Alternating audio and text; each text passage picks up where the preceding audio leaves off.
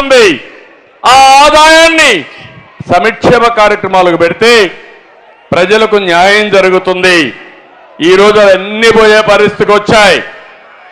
ఈరోజు ఈ ప్రభుత్వానికి సంపద సృష్టించడం తెలియదు. అదే మరికి ఈ పిల్లలకు ఉద్యోగాలు ఇవ్వడం తెలియదు. ఇక్కడ ఉన్నారు మా తమ్ముళ్ళు ఎంత హుషారుగా ఉన్నారో చూశాను. మొత్తం ఎక్కడ చూసినా యువతే. నేను ఒకటే యువతను కోరుతున్నా, జాబ్ క్యాలెండర్ వచ్చిందా తమ్ముళ్ళు అని మిమ్మల్ని అడుగుతున్నా. డిఎస్సి పెట్టారా అని మిమ్మల్ని అడుగుతున్నా. ఇండస్ట్రీ పెట్టుబడులు వచ్చాయని మిమ్మల్ని అడుగుతున్నా. ఏ ఒక్కరికైనా ఒక ఉద్యోగం వచ్చిందా అని మిమ్మల్ని అడుగుతున్నా. ఈరోజు జాతీయ స్థాయిలో ఒక సర్వే జరిగింది. ఎక్కువ నిరుద్యోగులుండే రాష్ట్రం ఆంధ్రప్రదేశ్ రాష్ట్రం. ఒకప్పుడు ఎక్కువ ఉద్యోగాలు ఇచ్చే రాష్ట్రం ఆంధ్రప్రదేశ్ రాష్ట్రం. మళ్ళీ జాబు కావాలంటే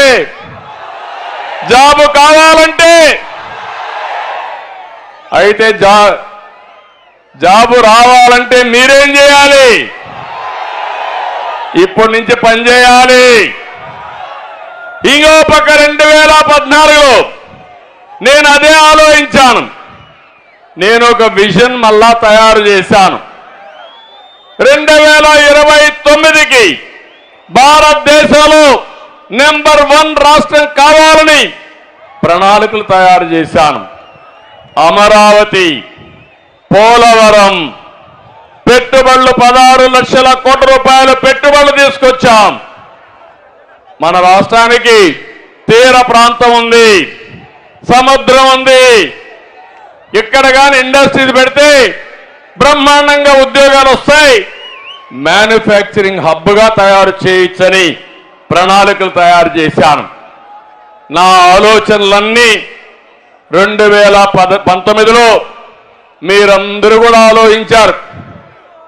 ఏదో ఒక్క ఛాన్స్ అన్నాడు, మాయలో పడ్డారు. ఇప్పుడే ఉద్యోగస్తులు వచ్చారు నా దగ్గరికి. సార్ మేము మోసపోయాం సార్ అన్నారు. మీరు మోసపోయారు. ప్రజలకు ముద్దులు పెట్టాడు, అందరూ ఓట్లేశారు. ఇప్పుడు ప్రతి ఒక్కరిని పిడి గుద్దులు గుర్తున్నాడు. అందరినీ ఇబ్బంది పెట్టే పరిస్థితికి వచ్చాడు. మీకే కాదు, మనం చేసుకున్న పనికి మేము కూడా బాధితులే అని చెప్పాను నేను. అవునా కాదా అని మిమ్మల్ని అడుగుతున్నా. ఈ ఒక్క విషయం మీరు గుర్తుపెట్టుకోవాలి. ఒక వ్యక్తి చెడు వ్యక్తి అయితే, కుటుంబ పెద్ద అయితే ఆ కుటుంబం నాశనం అయిపోతుంది. మా చెల్లెమ్మ చెప్తాను, నాశనం అయిపోతుంది. ఒక వ్యక్తి గ్రామ పెద్దగా ఉండే వ్యక్తి చెడు వ్యక్తి అయితే ఆ గ్రామం ఏమవుతుంది? ఒక ముఖ్యమంత్రి రాష్ట్రాన్ని పరిపాలించే వ్యక్తి చెడు వ్యక్తి అయితే ఏమవుతుంది? ఒక సైకో అయితే ఏమవుతుంది? నా బాధ అదే. ఈరోజు అదే జరుగుతా ఉంది. మొత్తం రాష్ట్రం అంతా నేను చూస్తున్నాను. ఇప్పుడు మీరు చెప్పాలి, 5 ఏళ్లలో 5 కోట్ల మంది అందరం బాధితులమే. ఏదో ఒక విధంగా బాధితులు. కొంతమంది బాగా సంపాదించే వాళ్ళకి ఎక్కువ ఆస్తులు ఎక్కువ ఉంటే ఇంకా ఎక్కువైనాయి. మా ఆడబిడ్డలు బయట వచ్చే పరిస్థితి లేదు. భర్త కళ్ళ ముందరనే మా ఆడబిడ్డలకు రక్షణ లేదంటే, నిన్ననే విశాఖపట్నంలో ఒక దళిత మహిళ పైన 11 మంది మానభంగం చేశారంటే ఈ రాష్ట్రం ఎక్కడికి పోతుందో మీరే ఆలోచించాల్సిన అవసరం ఉంది. నేను ఆ రోజు కరువు సీమలో కియా తెచ్చాను. జగన్ మాఫియా తీసుకొచ్చాడు. ఆ రోజు మన యువతకి ఉద్యోగాలు తెచ్చాం. ఇతను ఈరోజు యువతకు గంజాయి ఇస్తున్నాడు. ఇంకో పక్క మనం పెట్టుబడులు తెచ్చాం.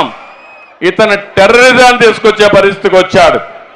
మనం ఐటీ ఉద్యోగాలు ఇచ్చాం. ఈయనిచ్చిన ఉద్యోగాలేంటి? ఏ ఉద్యోగాలు ఇచ్చాడు? 5,000 రూపాయలు వారంటరీ ఉద్యోగం. మనం ఇచ్చింది ఐటీ ఆయుధాన్ని ఇచ్చాం. దానితో ప్రపంచాన్ని జయించే శక్తి తెలుగుదేశం పార్టీ నా తమ్ముళ్ళు యువతకిచ్చింది. అది తెలుగుదేశం పార్టీ సత్తా. బాధుడే బాధుడు, మామూలు బాధుడు కాదు, వీర బాధుడు. నిత్యావసర వస్తువులు ఏమన్నా కొనే పరిస్థితిలో ఉన్నారా? ఏమమ్మా వంట చేసే పరిస్థితిలో ఉన్నారా మీరు? నిత్యావసర వస్తువుల ధరలన్నీ పెరిగాయి. బియ్యం దగ్గర నుంచి ఉప్పు, పప్పు, కూరగాయలు అన్ని పెరిగిపోయే పరిస్థితి వచ్చింది. సామాన్య మానవుడు బ్రతకలేని పరిస్థితికి వచ్చాడు. దేశంలోనే పెట్రోల్, డీజిల్ ఎక్కువ ధరలకు చిరునామా ఆంధ్రప్రదేశ్ అయింది. కరెంటు ఛార్జీలు 9 సార్లు పెంచారు. నేను ఒక్కసారి కూడా పెంచలేదు. మళ్ళీ హామీ ఇస్తున్నా, సమర్థవంతమైన పాలన ఉంటే కరెంటు ఛార్జీలు పెంచే పని లేదని మీ అందరికీ విజ్ఞప్తి చేస్తున్నా. ఎందుకు పెరిగాయని అడుగుతున్నా. ఈరోజు సోలార్ వచ్చి, విండ్ వచ్చిన తర్వాత, గ్రీన్ ఎనర్జీ వచ్చిన తర్వాత కరెంటు ఛార్జీలు తగ్గుతాయని చెప్పాను. దోపిడీ వల్ల కరెంటు ఛార్జీలు పెరిగాయని చెప్పి నేను మీకు తెలియజేస్తున్నా. ఇంకో పక్కన ఎక్కడ చూసినా పన్నుల భారం, విపరీతంగా పన్నులన్నీ పెంచేసే పరిస్థితికి వచ్చారు. నేను ఆ రోజు చెత్త నుంచి సంపద సృష్టించాలని గ్రామాల్లో చెత్తంతా కలెక్ట్ చేసి అక్కడి నుంచి కాంపోస్ట్ తయారు చేసే షెడ్లు కడితే ఈరోజు చెత్త మీద కూడా పన్నేసిన చెత్త ముఖ్యమంత్రి ఈ తరం.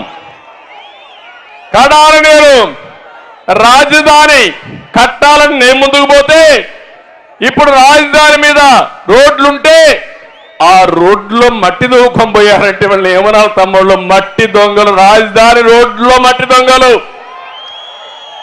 వీళ్ళు మనుషులేనా అని మిమ్మల్ని అడుగుతున్నా. ఇంకో పక్క ఈరోజు మీరు ఒక్కసారి చూడండి, 13 లక్షల కోట్ల రూపాయలు అప్పుంది. ఎవరన్నా బాగా ఆస్తులుండే వాళ్ళు వేరే రాష్ట్రానికి వెళ్ళిపోతారు. ఇక్కడ మిగిలేది పేదవాళ్లే మిగులుతారు. ఆ అప్పు ఎవరు కట్టాలి?